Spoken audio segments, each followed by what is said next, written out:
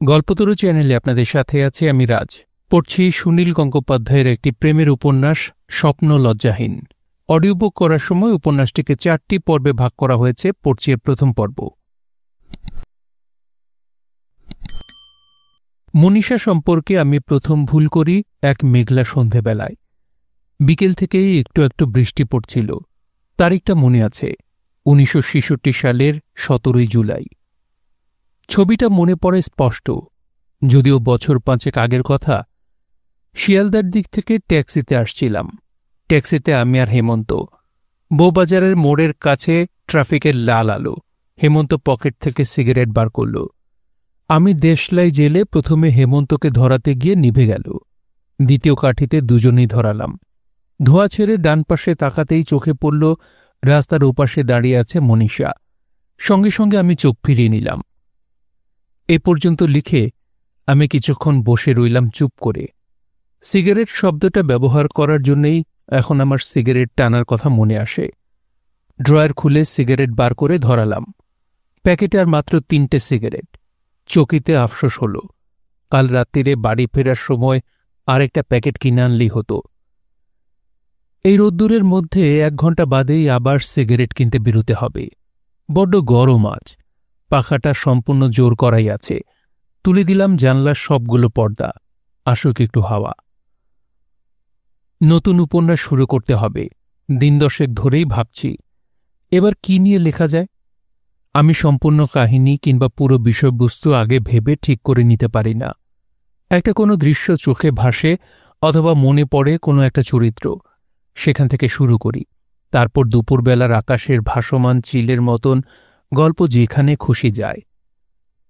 এবার প্রথমে ভেবেছিলাম বাংলাদেশের সাম্প্রতিক এই মর্মান্তিক ঘটনা, মুক্তি ফৌজের নৈতিক সাহস ও শরণার্থী শিবিরের লক্ষ লক্ষ মানুষের অবস্থা সম্পর্কে একটা কিছু লিখব, লেখা উচিত। কিন্তু 2-3 দিন বাংলাদেশের রণপ্রাঙ্গণে ঘুরে এবং শরণার্থী শিবির দেখে আমি নির্বোধ হয়ে যাই। আমি বুঝতে পারি লক্ষ লক্ষ মানুষের এই বিশাল দুঃখের কথা লেখার মতন ক্ষমতা আমার নেই। সেরকম ভাষা আমি এখনও শিখিনি। তাছাড়া ওসব দেখলে লিখতে ইচ্ছে করে না, প্রচণ্ড রাগ হয়। মনে হয় সমস্ত পৃথিবীর দিকে ঘৃণার দৃষ্টিতে তাকাই। কিন্তু ঘৃণা বা ক্রোধ থেকে সাহিত্য হয় না। ভালোবাসা ও করুণাই সাহিত্যের অবলম্বন। আমি একটা ক্লিশে ব্যবহার করলাম, উপায় নেই।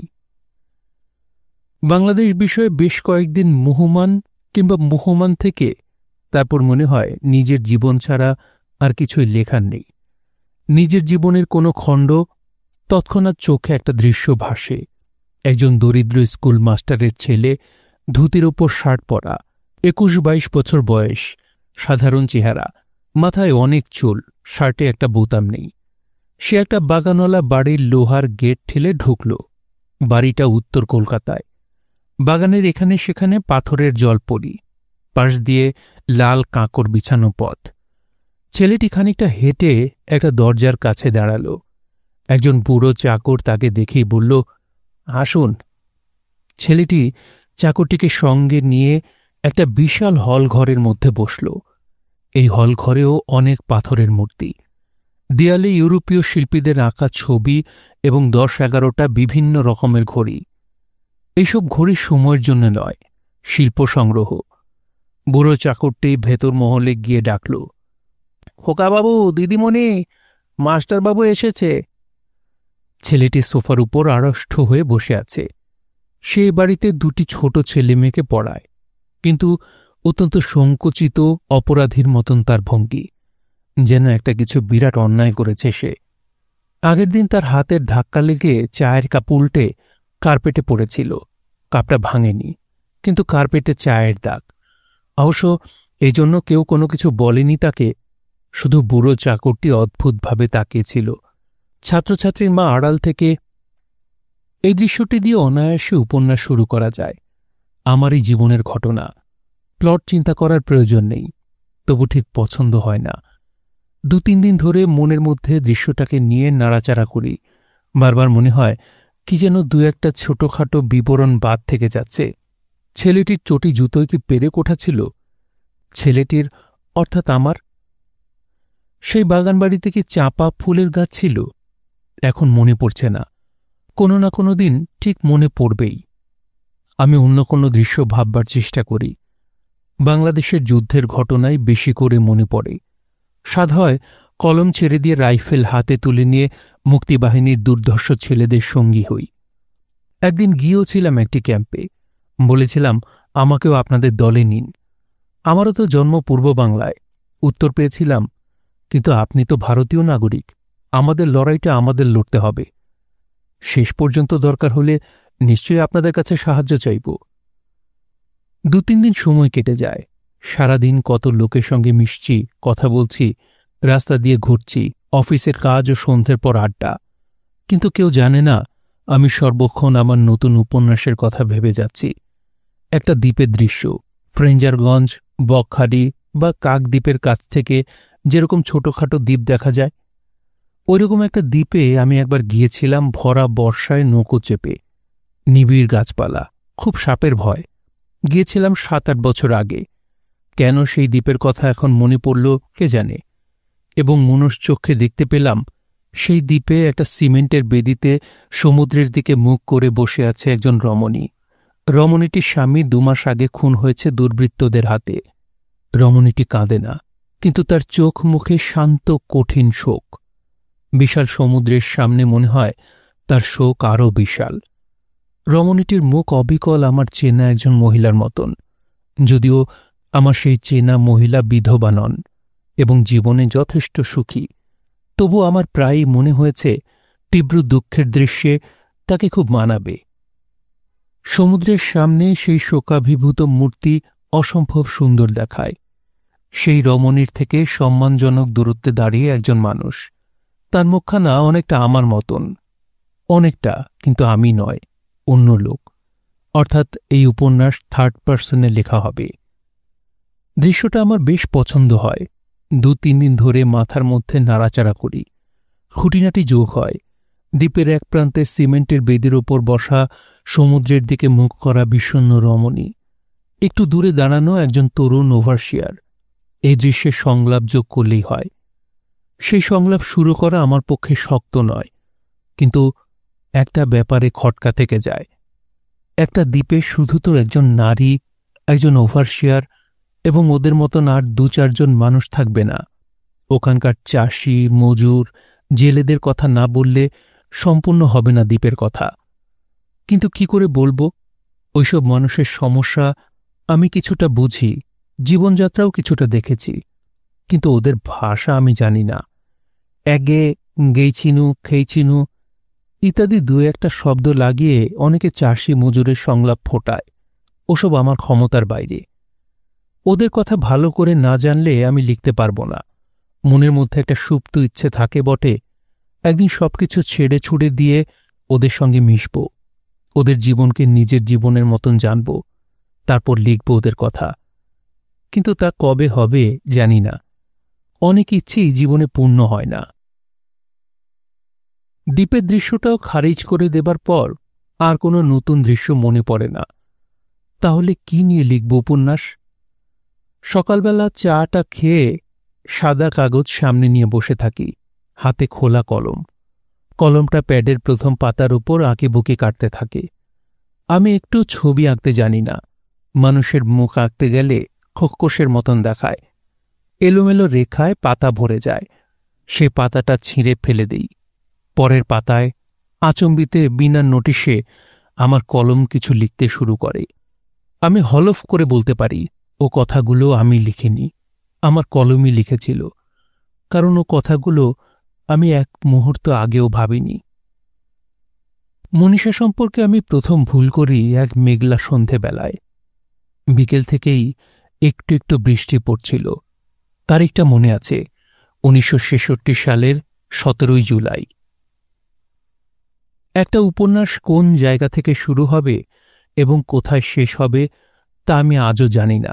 যেখানে শেষ হয় তারপর কি আর কিছু নেই? যেখানে আরম্ভ তার আগেও কি জীবনের অনেক কথা বাকি থাকে না? সেদিন বউবাজারের মোড়ে হঠাৎ দেখা হওয়ার কথা দিয়েই বা কেন শুরু হল? তার বহু আগে থেকে মনীষাকে চিনি। সেদিনই যে মনীষা সম্পর্কে আমি প্রথম ভুল করি তাও নয়। তার আগে এবং পরে মনীষা সম্পর্কে অনেক ভুল করেছি। স্বপ্নে মানুষের যেমন অনেক ভুল হয়ে যায়। আরম্ভের ওই কথাগুলো লেখার পরেই সেদিনকার সন্ধেবেলার সবকটি মুহূর্তের দৃশ্য চোখের সামনে ভেসে উঠল, এমনকি সিগারেট ধরিয়ে প্রথমবার ধোঁয়া ছেড়ে তাকানো পর্যন্ত। ট্যাক্সির জানলা দিয়ে বাইরে তাকিয়েই আমি চোখ ফিরিয়ে নিয়েছিলাম। কেন? যে মেয়েটিকে আমি এত ভালোবাসি, যার কথা আমি সব সময় ধ্যান করি, তাকে হঠাৎ রাস্তায় দেখতে পাওয়া মাত্র কেন আমি চোখ ফিরিয়ে নিয়েছিলাম? স্বাভাবিক ছিল নাকি আরে মনীষা বলে চেঁচিয়ে ওঠা, সঙ্গে সঙ্গে ট্যাক্সি থেকে নেমে পড়া? কিন্তু আমি চোখ ফিরিয়ে নিয়েছিলাম। মনীষার সঙ্গে আমার চোখাচোখি হয়েছিল। সে তার গভীর কালো চোখ মেলে তাকিয়েছিল আমাদেরই ট্যাক্সির দিকে। অর্থাৎ ও আমাকে আগেই দেখেছে। মনীষা চোখ ফেরায়নি, আমি ফিরিয়ে নিয়েছি। চোখ ফিরিয়েই আমি দেখলাম হেমন্তকে। হেমন্ত মনীষাকে দেখেনি। ট্যাক্সির দুদিকের জানলা আমাদের দুজনের। ট্রাফিকের লাল আলো জ্বলছে, এক্ষুনি সবুজ হবে। আমি আবার তাকালাম মনীষার দিকে, রাস্তার ওদিকে। মনীষা তখনও চেয়ে আছে ট্যাক্সির দিকে, ঠোঁটে সামান্য হাসি, চোখে কৌতুক, সাধারণ যে ভঙ্গিতেও তাকায় আমার দিকে। আবার চোখাচোখি হল, আবার আমি চোখ ফিরিয়ে নিলাম। অপরাধ করে শিশু অনেক সময় মায়ের চোখের দিকে তাকাতে পারে না। পড়া না পারলে কিংবা মিথ্যে কথা বললে ছাত্র ও মাস্টারমশাইয়ের চোখ থেকে চোখ সরিয়ে নেয়। আমি কেন? মনীষার চেয়ে আমি বয়সে 5 বছরের বড়। আমি যে কোনো সময় ওর চুলে হাত দিয়ে চুল এলোমেলো করে দিতে পারি। কথা বলতে বলতে পারি ওর পিঠে হাত রাখতে। এই দুষ্ট মেয়ে বলে গালে টোকা দিয়েছে সব মিলে 3 বার। আমি কেন ওর দিকে চোখ পড়লে চোখ সরিয়ে নেব? এবারও আমি তাকালাম হেমন্তের দিকে। ও এখনও দেখতে পায়নি। বউবাজারের মোড়ে, ভিড়ে, গাড়ি ঘোড়ার জটলায় সন্ধে 6:30টায় মনীষাকে দাঁড়িয়ে থাকতে দেখতে পাব, এবং একা। এরকম তো কখনো ভাবিনি। তাই আমার সিদ্ধান্ত নিতে দেরি হয়ে যায়। লাল থেকে সবুজ, ট্যাক্সি চলন্ত। এবার বেপরোয়া হয়ে আমি আবার তাকালাম মনীষার দিকে। একটা ট্রাম আড়াল করল মনীষাকে। রাস্তার উপাশে এসে হেমন্ত বলল, এখন কোন দিকে যাওয়া যায়? এত তাড়াতাড়ি বাড়ি ফেরার কোনো মানে হয় না। আমি শুকনো গলায় বললাম, কোথায় যাওয়া যায় বল তাহলে? পার্ক স্ট্রিটের দিকে যাবি? গেলে হয়। অবিনাশকে ডাকলে হয় না? হেমন্ত শোন। কি? চিত্তরঞ্জন এভিনিউয়ের সামনে আবার ট্রাফিকের লাল আলোয় ট্যাক্সি থেমেছে। হেমন্ত মুখ ফিরিয়েছে আমার দিকে। আমি চুপ করে আছি। হেমন্তর চশমার পুরো কাঁচের আড়ালে ওর উদ্বেগহীন চোখ। মনে হল মনীষাকে দেখলাম, বউবাজারের কাছে দাঁড়িয়ে আছে। চশমার আড়ালে হেমন্তর চোখে বিস্ময় ফুটে উঠল। ব্যস্ত হয়ে বলল, কোথায়? বউবাজারের কাছটায়। ঠিক মনীষা কিনা জানি না, মনে হলো অনেকটা ওর মতন। একা? তাই তো মনে হল।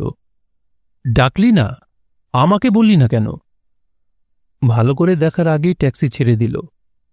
সর্দারজি, ট্যাক্সি ঘুমা লিজিয়ে। হেমন্তের সিদ্ধান্ত নিতে দেরি হয় না।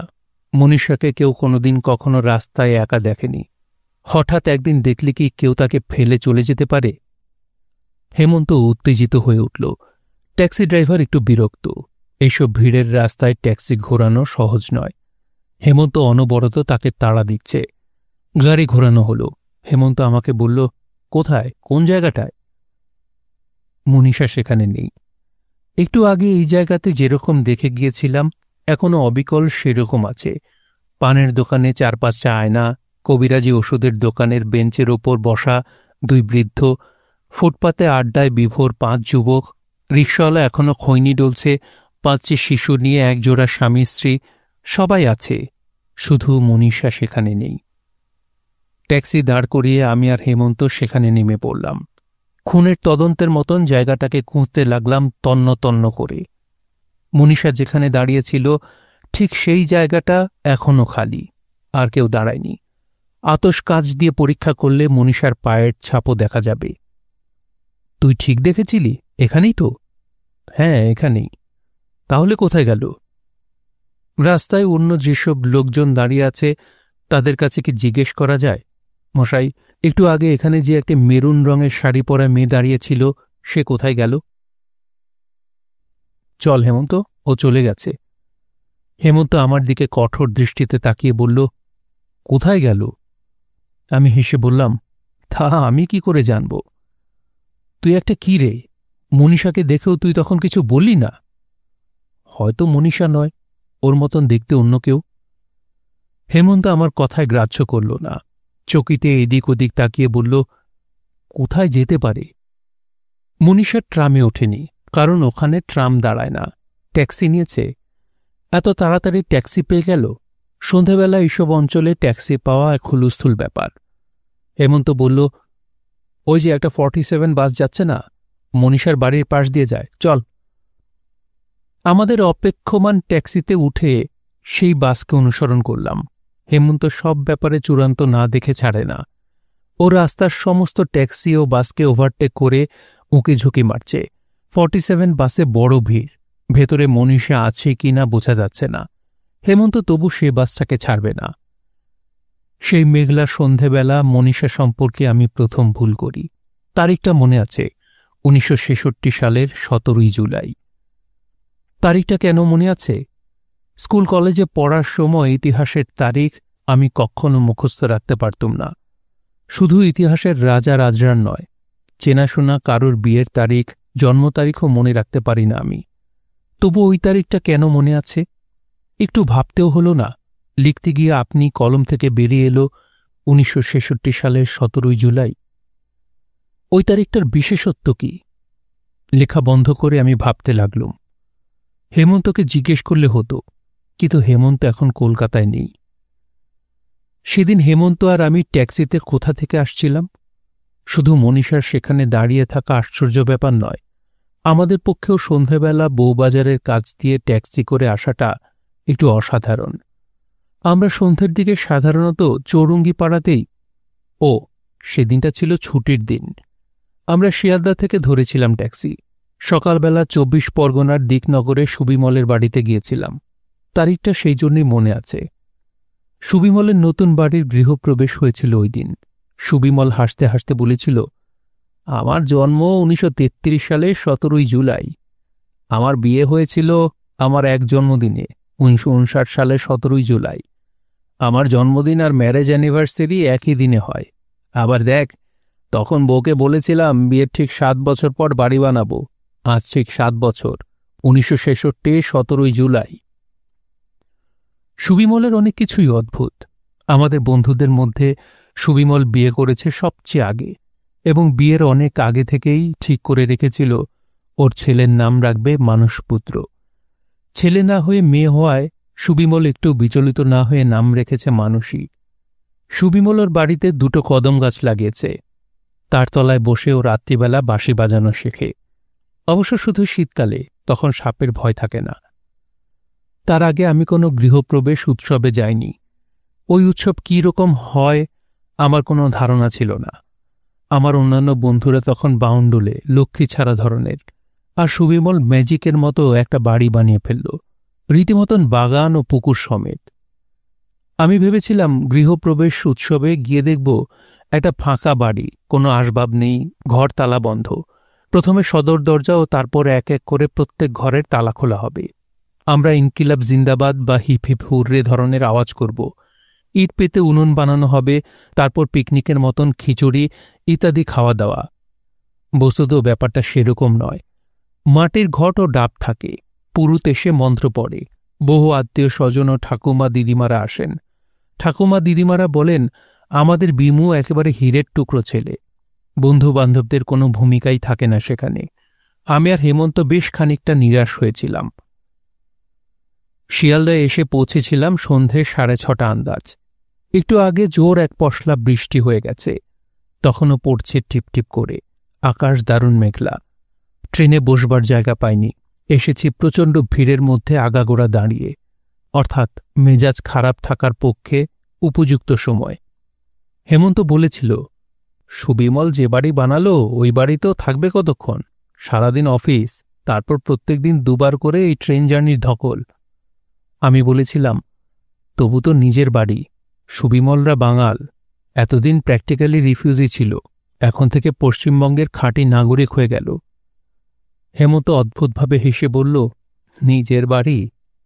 তুই চোখ বুজে ৩-৪ বার নিজের বাড়ি কথা দুটো উচ্চারণ করত, দেখতো কিছু ছবি ভেসে ওঠে কিনা। শিয়ালদা স্টেশনে অসম্ভব ভিড়। ট্যাক্সি খোঁজার জন্য লোকজনের ছোটাছুটি, কুলিদের ধাক্কা, ভিখিরিদের ঘ্যানঘ্যানানি, ফেরিওয়ালার চিৎকার। আমি হেমন্তের কথা মতন সেখানে থমকে দাঁড়িয়ে চোখ বুজে ৩-৪ বার বললাম, নিজের বাড়ি। হেমন্ত বলল, দাঁড়া, আগে কিছু বলিস না, আমি দেখিনি। হেমন্ত চোখ বুঝল, বিড়বিড় করল, নিজের বাড়ি, নিজের বাড়ি। হেমন্ত জিজ্ঞেস করল, তুই কি দেখলি? দূর ছাই, আমি কিছু দেখতে পেলাম না। আমার চোখে শুধু সুবিমলের বাড়িটাই ভেসে উঠল, যদিও ওরকম কোনো বাড়ি আমি নিজের বাড়ি হিসেবে চাই না। সত্যি আর কিছু দেখিসনি? না। সুনীল, তুই খুব অনেস্ট। তুই তো অনায়াসেই বানিয়ে বানিয়ে একটা চমৎকার বাড়ির বর্ণনা দিতে পারতি, সমুদ্রের পাড়ে, চারপাশে ঝাউ গাছ। তুই কি দেখলি? আমি কোনো বাড়িই দেখিনি। তাহলে? আমি একটি মেয়েকে দেখতে পেলাম। আমি আজকাল চোখ বুঝলেই তাকে দেখতে পাই। কাকে আমি চিনি? এখন বলবো না। ওই চোখ বোঝার খেলাটার জন্যে আমাদের মেজাজটা একটু ভালো হয়ে গিয়েছিল। এরকম মাঝে মাঝে করি। একটু ভিড় কমলে আমরা ট্যাক্সি পেয়েছিলাম। তারপর বউবাজারের মোড়ে মনীষাকে। মনীষা সম্পর্কে সেই আমি প্রথম ভুল করি। আমি মনীষাকে দেখতে পেয়েও চোখ ফিরিয়ে নিয়েছিলাম। হেমন্ত তখন ৪৭ নম্বর বাসটাকে তাড়া করে যাচ্ছে ট্যাক্সি নিয়ে। বাসটাকে বেশ খানিকটা পেরিয়ে এসে হেমন্ত আমাকে বলল, সুনীল, তুই নেমে গিয়ে এই বাসটায় উঠে পড়, দেখ ওতে মনীষা আছে কিনা। ১ স্টপ পরে নেমে পড়বি, আমি তোকে ফলো করছি। যা, অতটা দরকার নেই। জানা, আমি বলছি দেখে আয়, মনীষা নিশ্চয়ই ওই বাসে উঠেছে। তুই যা। হেমন্ত সঙ্গে সঙ্গে নেমে গেল। আমি সব ব্যাপারেই অনেক দ্বিধা করি, হেমন্ত করে না। পরের স্টপে বাস থেকে নেমে হেমন্ত আবার ট্যাক্সিতে উঠল। বিমর্ষভাবে বলল, না, মনীষা নেই। কোথায় গেল তাহলে? জাগে, অত ভেবে আর কি হবে? তুই একটা ইডিয়েট। মনীষাকে দেখেও ডাকলি না? কেন ডাকলি না বলতো? জানি না, আমি সঙ্গে ছিলাম বলে। সেরকম কোনো কথা আমার মনেই পড়েনি। মনীষা তোকে দেখতে পেয়েছিল? হ্যাঁ। হেমন্ত আমার দিকে অনেকক্ষণ তাকিয়ে রইল। ওর খুব মন খারাপ হয়ে গেছে। হেমন্তর প্রশান্ত সুন্দর মুখে সহজেই মন খারাপের ছায়া পড়ে। আমি ওর দিকে তাকিয়ে হাসতে লাগলাম। আমার মনে হল, পথের ওপর একলা মনীষাকে দেখতে পেয়েও ওর চোখ থেকে চোখ ফিরিয়ে নিয়ে আমি মনীষাকে গভীরভাবে প্রত্যাখ্যান করেছি। আমার জীবনের সর্বশ্রেষ্ঠ ভুল। মনীষার সঙ্গে দেখা করা খুব সোজা, ওর বাড়িতে গেলেই হয়। সব মেয়ের সঙ্গে বাড়িতে গিয়ে দেখা করা যায় না, অনেক বাধা থাকে। টেলিফোন কিংবা চিঠির সুযোগ নিতে হয়, কিংবা তৃতীয় কোনো বন্ধুর বাড়িতে, কিংবা পথের মোড়ে অপেক্ষা। মনীষার ক্ষেত্রে সেরকম কোনো অসুবিধা নেই। সোজা ওদের বাড়িতে গিয়ে মনীষার নাম ধরে ডাকলে কেউ কিছু মনে করবে না। মনীষার ডাকনামটা একটু অন্য ধরনের, মধুবন। ওর বাড়ির সবাই, এমনকি বন্ধু-বান্ধব অনেকেই ওকে মধুবন বলে ডাকে। মনীষার বদলে মধুবন হিসেবেই ও বেশি পরিচিত। যে মেয়ের ভালো নাম ৩ অক্ষরে, তার ডাকনাম ৪ অক্ষরের কেন আমি জানি না। পৃথিবীতে এমন অনেক আশ্চর্য ব্যাপার থাকে। শুধু মনীষার বাবা ওকে ডাকেন খুকি বলে। এই নামটা আমার বেশ পছন্দ। অনেক মেয়েকে আমার খুকি বলে ডাকতে ইচ্ছে করে, বয়স যাই হোক না। আয় খুকি, স্বর্গের বাগানে আর ছোটাছুটি করি, এই ধরনের লাইন মনে আসে। দিদিমণি বাড়ি নেই। কখন বেরিয়েছে? এই ৮ ঘণ্টা আগে। চাকরের কাছে এরপর আর জিজ্ঞেস করা যায় না যে দিদিমণি কোথায় গেছে বা কখন ফিরবে। সে কথাও জানার উপায় আছে। সদর দরজা থেকে ফিরে যাবার দরকার নেই। আর কিছু জিজ্ঞেস না করে সিঁড়ি দিয়ে দোতলায় উঠে যাওয়া, কিংবা চাকরকে জিজ্ঞেস করা যায়, দাদাবাবুরা আছেন তো? মনীষার ২ দাদা এবং তাদের স্ত্রীদের আমি অনেক দিন চিনি। অরুণ আমার ক্লাসমেট ছিল। বরুণদা ওর চেয়ে মাত্র ৩ বছর বড়। অরুণের স্ত্রী সুজোয়ার সঙ্গে আমার ইয়ার্কির সম্পর্ক। সীমা বৌদি আমার ছোট মাসির বন্ধু ছিলেন। মনীষার দিদি উষাদিও আমাকে ভালোই চেনেন। বিয়ে করেননি উষাদি। উনি নামকরা সমাজসেবিকা। রিফিউজি মেয়েদের হাতের কাজ শেখাবার জন্যে বিরাট প্রতিষ্ঠান করেছেন। একবার এমএলএ হয়েছিলেন। এ বাড়িতে অনেক মানুষজন আসে। আমি হঠাৎ দেখা করতে এলে অস্বাভাবিক কিছুই নেই, কিন্তু সদর দরজার কাছে মনীষার খোঁজ করে যদি না পাওয়া যায় তাহলে ওকে আর একা পাবার সম্ভাবনা নেই। তাছাড়া আমার দোষ এই, ওপরে উঠে গেলে, অরুণ কিংবা উষাদির সঙ্গে দেখা হয়ে গেলে আমি তাদের কাছে আর মনীষার কথা জিজ্ঞেস করতে পারি না।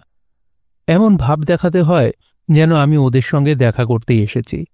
এরকম কতদিন গেছে ও বাড়িতে গিয়ে অরুণ, বরুণদা বা উষাদির সঙ্গে গল্প করতে করতে চাতকের মতন প্রতীক্ষা করেছি মনীষার জন্য।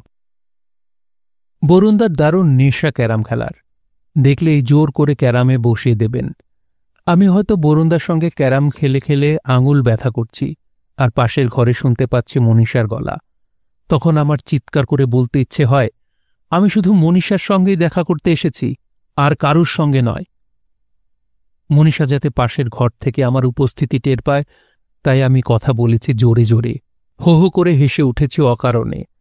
মনীষা আসেনি। খেলাটেলা শেষ করে যখন আমি ক্ষুব্ধ হৃদয়ে ফিরে যাচ্ছি, হঠাৎ হয়তো সিঁড়ির মুখে মনীষার সঙ্গে দেখা। মনীষা অবাক হয়ে জিজ্ঞেস করে, এই, তুমি কখন এসেছ? বা, আমাকে ডাকলে না যে? বাড়ির সবার সামনেই মনীষা আমাকে তুমি বলে। কেউ অস্বাভাবিক মনে করে না। বাংলা গল্প উপন্যাসে ছেলেমেয়েদের মধ্যে আপনি থেকে তুমিতে নামার জন্যে অনেকগুলো পৃষ্ঠা খরচ হয়, অথচ অনেক বাড়িতেই আমি দেখেছি ছেলেমেয়েদের মধ্যে সাবলীল তুমি ব্যবহার। হেমন্তকে অবশ্য মনীষা আপনি বলে ডাকে। এই নিয়ে হেমন্তর একটু ক্ষোভ আছে। যাক, এই সম্পর্কে পরে কথা হবে। মনীষার সঙ্গে আমি ওদের বাড়ির বাইরে দেখা করার চেষ্টা করেছি, সুবিধা হয়নি।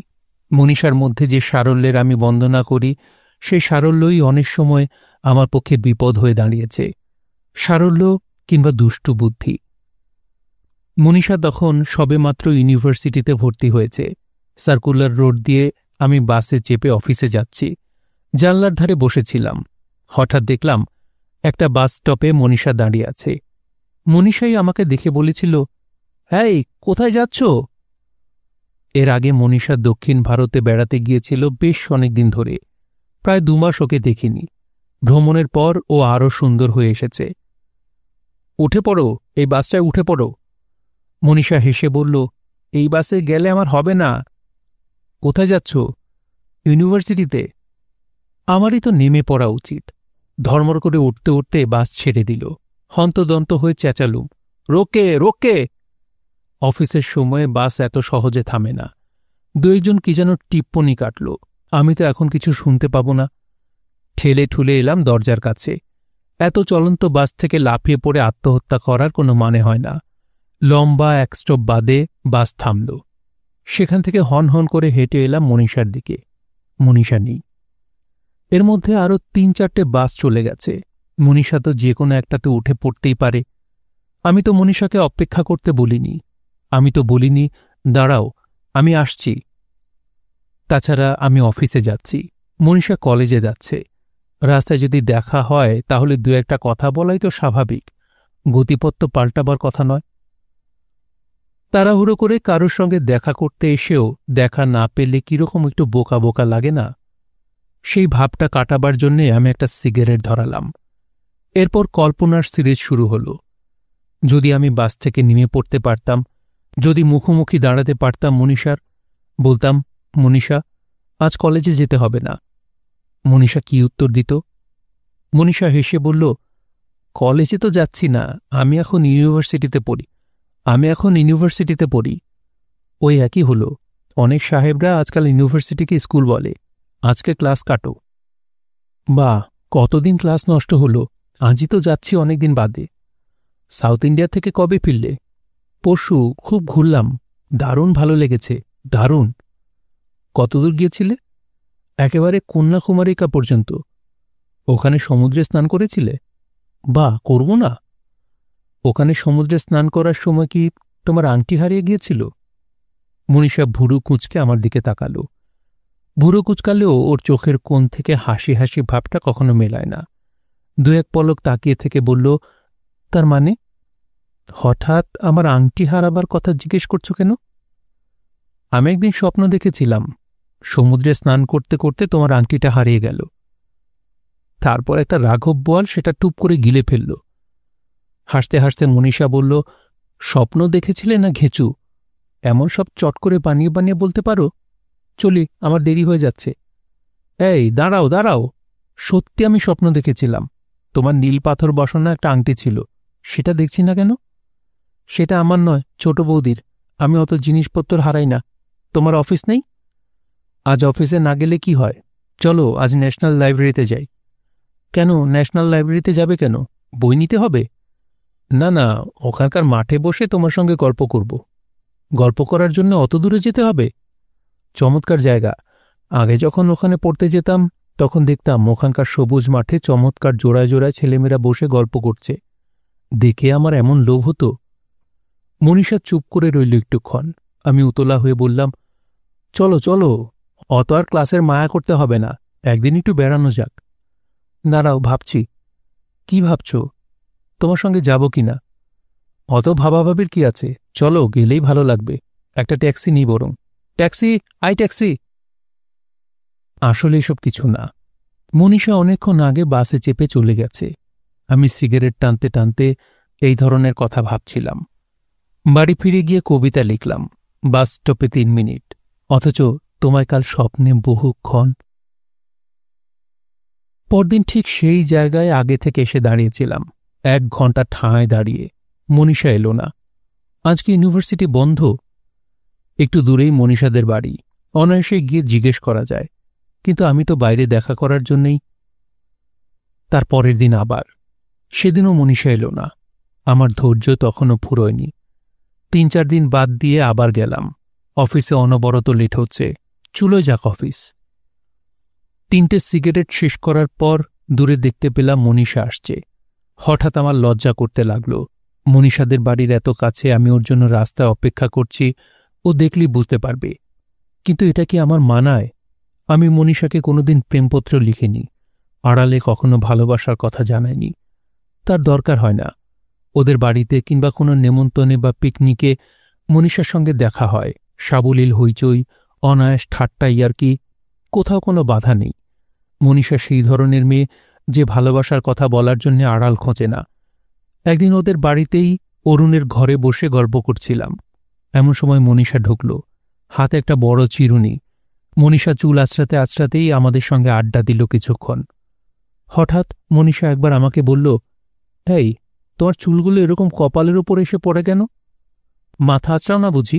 চুলগুলো একেবারে পাখির বাসা করে রেখেছ। আমাদের ছাত্র বয়সে চুলে তেল না দেওয়া এবং চুল না আঁচড়ানোই ফ্যাশন ছিল।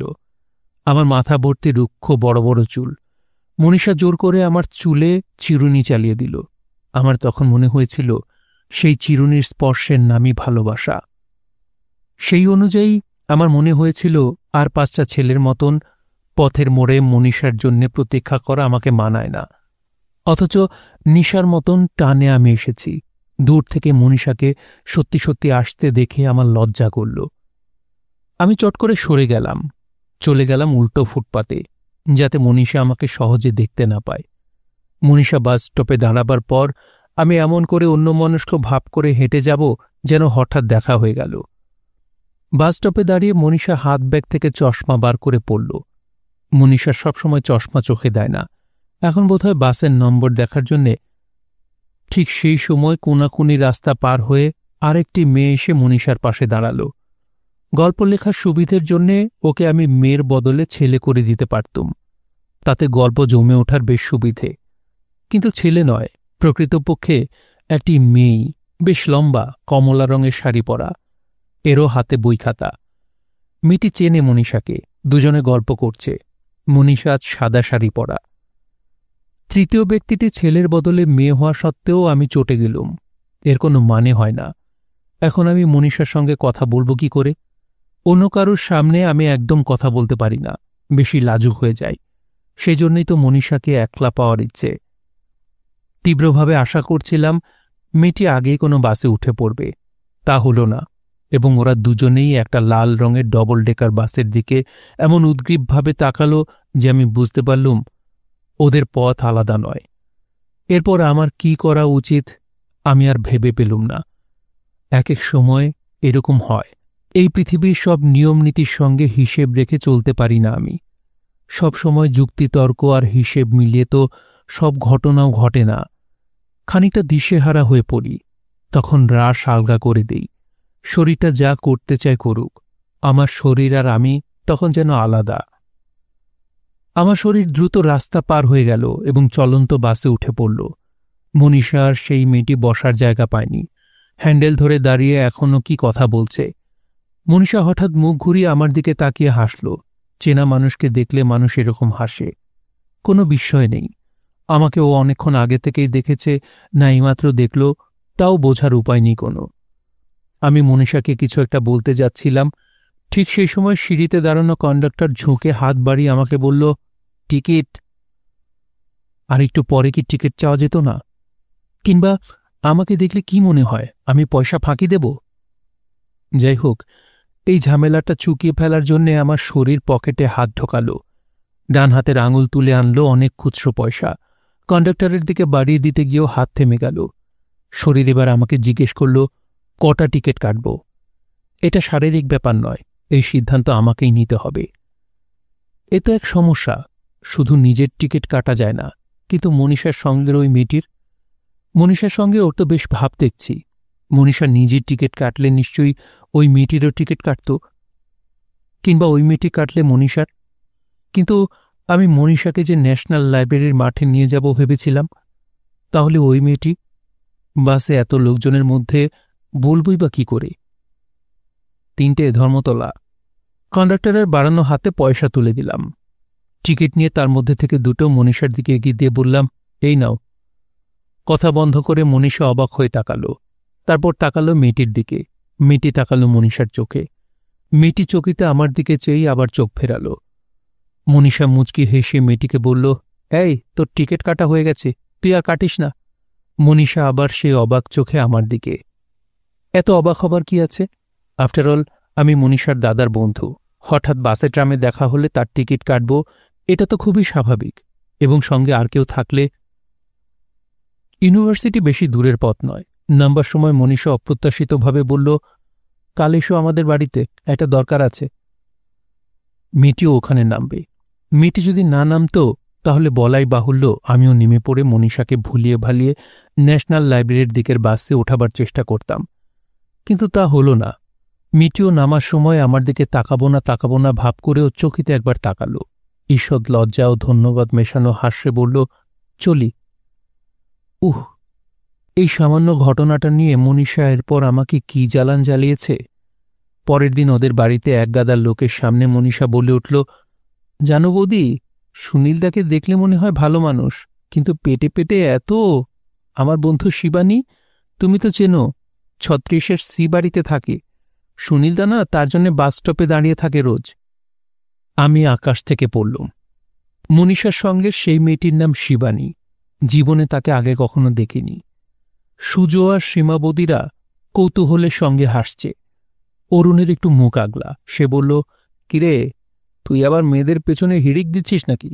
ট্রেনিং নিয়েছিস? আমার কাছ থেকে আগে ট্রেনিং নে, না হলে প্যাক খেয়ে যাবি। আমি চোখ দিয়ে মনীষাকে অনুনয় করতে লাগলুম। মনীষা থামল না, দ্বিগুণ উৎসাহে বলল, আমার জন্য অসুবিধে হয়ে গেল। সুনীলদা শিবানীর সঙ্গে বেশি কথাই বলতে পারল না। আহা, আমাকে একটু আগে থেকে বলে দেবে তো, আমি অন্য বাসে উঠতুম। কেন বাজে কথা বলছ?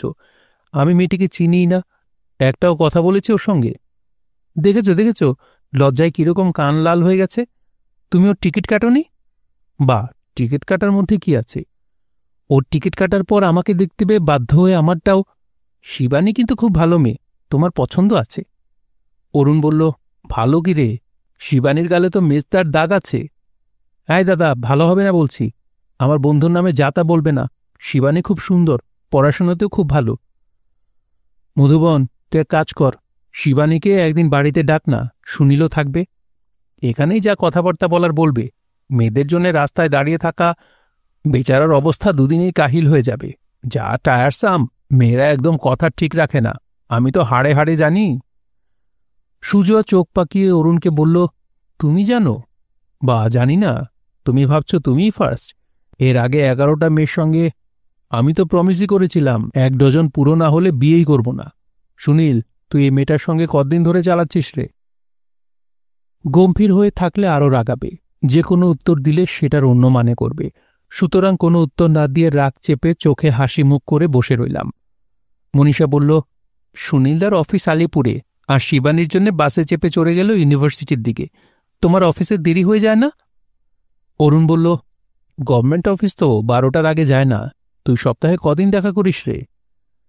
মনীষার সঙ্গে বাইরে দেখা করার চেষ্টার এই পরিণতি। আরও 2-4 বার অনেক কায়দা কানুন করে বাইরে আলাদা দেখা করার চেষ্টা করেছিলাম, সুবিধে হয়নি। চিঠি লিখে কিংবা টেলিফোনে আমার এই ব্যাকুল ইচ্ছেটার কথা জানিয়ে কি মনীষার সঙ্গে দেখা করা যেত না? যায় নিশ্চয়ই, কিন্তু আমি সেরকম চেষ্টা কখনো করিনি। আমার মনে মনে একটা ভয় ছিল, মনীষাকে কোনো চিঠি লিখলে ও বোধহয় বাড়ির সবাইকে সেই চিঠি দেখিয়ে দেবে। ওর বাড়ির লোক অবশ্য কেউ সেজন্য রেগে যাবে না বা গেট আউট বলবে না আমাকে, ঠাট্টা ইয়ার্কি করে জ্বালিয়ে মারবে। টেলিফোনেও সেরকম সুযোগ হয়নি। কতবার বিনা কারণে টেলিফোন করেছে অরুণদাকে, যদি মনীষা প্রথম এসে টেলিফোন ধরে। সেরকম ঘটেছে কদাচিৎ। সুজোয়া কিংবা সীমাবতী ধরলে খানিক্ষণ গল্প করার পর ওরাই ডেকে বলেছে, এই মধুবন, সুনীল টেলিফোন করেছে, কথা বলবি? মনীষা তক্ষণে এসে হালকা ইয়ার্কি শুরু করেছে। শিবানীর সঙ্গে আর দেখা করি না কেন? শিবানী খুব দুঃখ করছিল। ও রোজ ইউনিভার্সিটিতে যাবার সময় বাস স্টপে অনেকক্ষণ দাঁড়িয়ে থাকে, পরপর অনেকগুলো বাস ছেড়ে দেয়। কিংবা ওর কোনো বন্ধুর দাদা নাকি চেনে সুনীল গঙ্গোপাধ্যায়কে। সে বলেছে সুনীল গঙ্গোপাধ্যায় নাকি লুঙ্গি পরে বাজারে যায় আর মাছওয়ালাদের সঙ্গে ঝগড়া করে। সত্যি? কোনো কোনো দিন প্রথমেই টেলিফোনে মনীষাকে পেয়ে আমি বলেছি, মনীষা, তোমার সঙ্গে আমার একটা জরুরি কথা আছে। কীরকম জরুরি? এক্ষুনি বলতে হবে? না, এখন নয়, শোনো। তাহলে সেটা জরুরি কথা নয়। যে কথা পরেও বলা যায় তা কখনো জরুরি কথা হয় না। আর যদি এক্ষুনি বলি? বলো, খুব তাড়াতাড়ি। কেন এত তাড়াতাড়ি কিসের? আমার ভীষণ তাড়া আছে, আমাকে গানের ক্লাসে যেতে হবে। দেখ খুকি, তুই বেশি চালাকি করিস না তো। আমি তোর জন্য মরে যাচ্ছি আর তুই।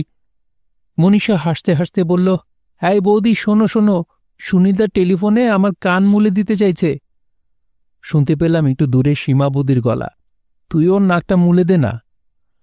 তারপর মনীষা টেলিফোনে কি দিয়ে যেন একটা দারুণ আওয়াজ করল, আমার কানে তালা লেগে যাবার উপক্রম।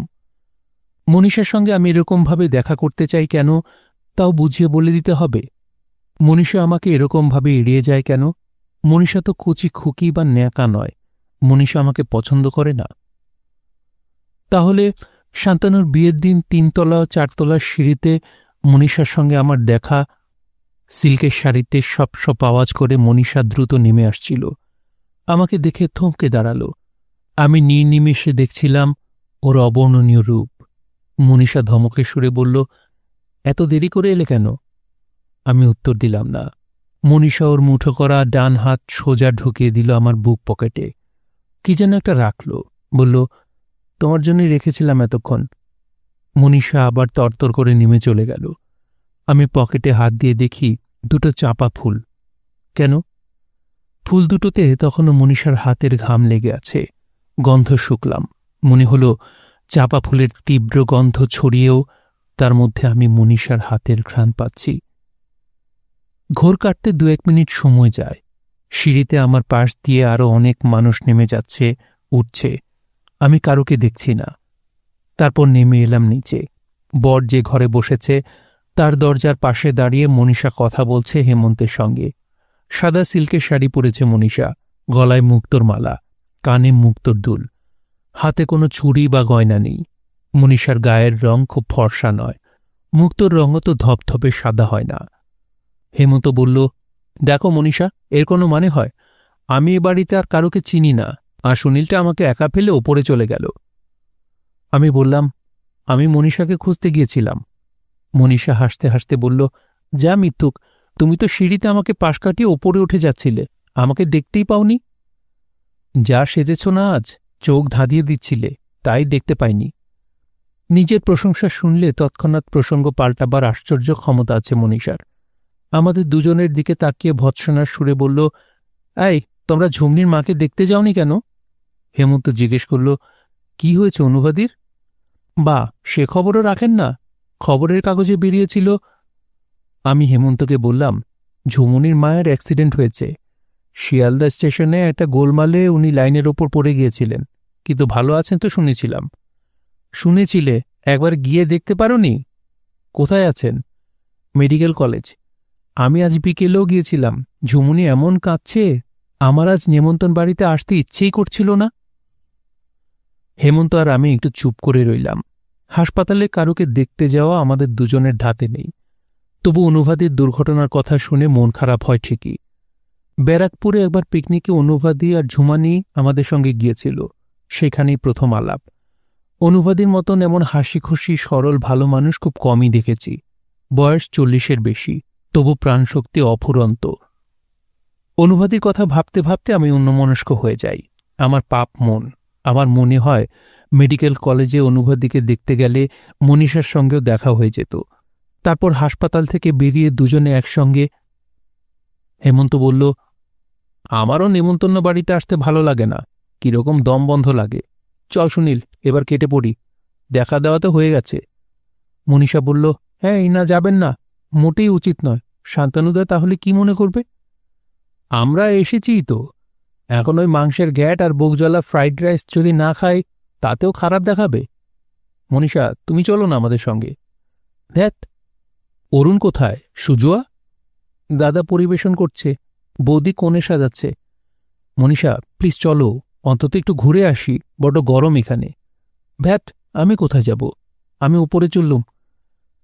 হেমন্ত মনীষার হাত ধরে বলল, একটুখানি এসো না, এখনো বিয়ে আরম্ভ হতে দেরি আছে, 10টায় লগ্ন। হেমন্ত আন্তরিকভাবে জোর করতে পারে, আমি পারি না। মনীষা আসতে বাধ্য হল।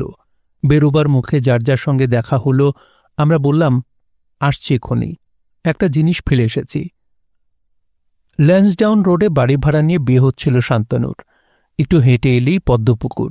আকাশে মেঘ বৃষ্টি নেই, হাওয়া নেই, গাছগুলো শান্ত, পুকুরের জলে তরঙ্গ নেই। আমি মনীষা আর 3 বন্ধু হয়ে ঘুরে বেড়ালাম কিছুক্ষণ। মনীষা ফিরে যাবার জন্য ব্যস্ত। আমার হাতের মুঠোয় তখনও সেই চাপা ফুল দুটো। মুঠো খুলে মৃদু হেসে আমি বললাম, মনীষা, তোমার জন্য আমি এই চাপা ফুল দুটো নিয়ে এসেছিলাম, এতক্ষণ দিতে পারিনি। হেমন্ত বলল, দুটোই তুই দিস না, একটা আমাকে দে, আমরা দুজনে 2টো ফুল দিই মনীষাকে। এই নাও, ভালো যদি বাসর সখী, কি দিব গো আর, কবির হৃদয় এই দিনু উপহার। মনীষা ফুল দুটো নিয়ে নাকের কাছে গন্ধ শুকল, কৌতুক হাস্যে বলল, সিগারেট খাওয়া হাতে এতক্ষণ ধরে আছো, তোমাদের হৃদয়ে সিগারেটের গন্ধ হয়ে গেছে। অহংকারী নারীর মতন ও ফুল দুটো ছুঁড়ে ফেলে দিল পুকুরের জলে। কোমরে গোজা ছিল রুমাল, বার করল। কালিম্পংয়ের কুয়াশার মধ্যে লুপ্ত চাঁদ যেরকম দেখেছিলাম, সেরকম ওর নাভি দেখতে পেলাম চকিতে। ছকছকে তকতকে নিকোনো আঙিনার মতন ওর পেটের কাছের জায়গাটা, শাটিনের মতন মসৃণ ত্বক। রুমাল দিয়ে আলতো করে মুখ মুছে মনীষা বলল, এবার আমাকে যেতে হবে, তোমরা আর যাবে না? হেমন্ত হঠাৎ রেগে গিয়ে বলল, না, তুমি একা যাও। শুনছিলেন সুনীল গঙ্গোপাধ্যায়ের প্রেমের উপন্যাস স্বপ্নলজ্জাহীন। পড়ছিলাম এর প্রথম পর্ব। উপন্যাসটি আপনাদের কাছে কেমন লাগছে তা অবশ্যই কমেন্ট করে আমাদেরকে জানাতে পারেন। ভালো লাগলে একটি লাইক করবেন, চাইলে শেয়ার করে অন্যকে শোনার সুযোগ করে দিতে পারেন। সবাই ভালো থাকবেন, সুস্থ থাকবেন এবং গল্পতরুর সঙ্গেই থাকবেন। ধন্যবাদ।